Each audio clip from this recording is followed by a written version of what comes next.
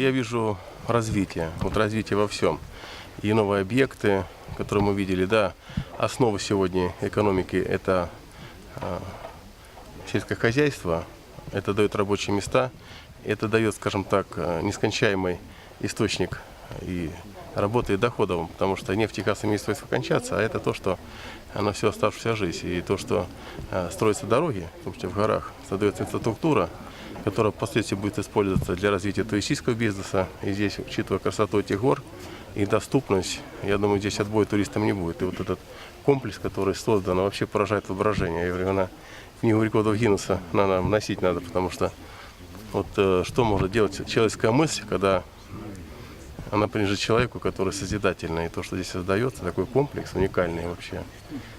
И везде, в принципе, видно, строится там какие-то производства. И строится, самое главное, очень красиво.